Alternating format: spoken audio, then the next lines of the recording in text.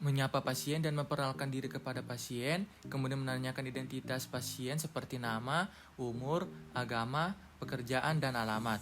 Kemudian menanyakan riwayat pernikahan, menanyakan riwayat persalinan dan paritas, menanyakan riwayat penyakit dahulu seperti DM, hipertensi, dan penyakit jantung, dan juga menanyakan riwayat penyakit keluarga, menanyakan riwayat operasi sebelumnya, riwayat infeksi organ genitalia, riwayat infeksi menular seksual, riwayat berganti pasangan, dan menanyakan riwayat kanker serviks. Kemudian menanyakan riwayat menstruasi, seperti kapan haid pertama, menanyakan siklus haid apakah teratur atau tidak, lamanya haid, menanyakan apakah ada nyeri pada saat haid, menanyakan hari pertama haid terakhir, dan menanyakan riwayat penggunaan kontrasepsi sebelumnya. Kemudian menanyakan riwayat perdarahan di luar siklus haid, lalu menanyakan tentang riwayat keputihan, tanyakan tentang onset, banyaknya keputihan tersebut, warnanya, apakah berbau atau tidak, apakah ada rasa gatal pada daerah genital pada saat keputihan, dan apakah ada rasa nyeri pada saat keputihan. Kemudian tanyakan apakah ada rasa nyeri pada saat berhubungan seksual, apakah ada rasa nyeri saat buang air kecil atau buang air besar, kemudian apakah ada penurunan nafsu makan,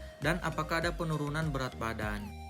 Kemudian menjelaskan prosedur pemeriksaan kepada pasien, memastikan klien tidak berhubungan intim selama 2 kali 24 jam sebelumnya, memastikan klien tidak menstruasi 2 kali 24 jam sebelumnya, memastikan klien tidak melakukan irigasi vagina dalam 24 jam terakhir, dan meminta persetujuan untuk dilakukan pemeriksaan pap smear kepada pasien.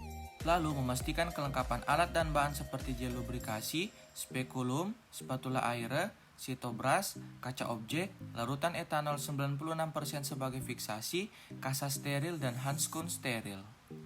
Kemudian klien diminta untuk mengosongkan kandung kemihnya, kemudian menenggalkan pakaiannya dari pinggang hingga lutut, dan menggunakan kain yang sudah disediakan. Kemudian klien diposisikan dalam posisi litotomi, dan tutup area pinggang hingga lutut klien menggunakan kain.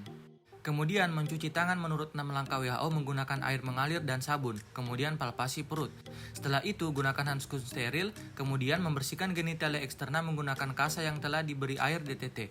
Kemudian kita lakukan inspeksi pada genitalia eksterna. Selanjutnya kita lakukan palpasi kelenjar Shen dan Bartolini, amati adanya nyeri atau discharge vagina. Lalu kita masukkan spekulum vagina, ambil spekulum, kemudian kita beri gel lubrikasi pada spekulum. Kemudian kita masukkan spekulum dalam keadaan tertutup ke dalam vagina dengan pemegang pada sisi kanan. Lalu setelah spekulum masuk, kita putar 90 derajat hingga pemegang berada pada sisi bawah. Lalu kita buka spekulum dan atur posisi spekulum hingga porsio serviks terlihat jelas. Kemudian kita kencangkan skrup spekulum.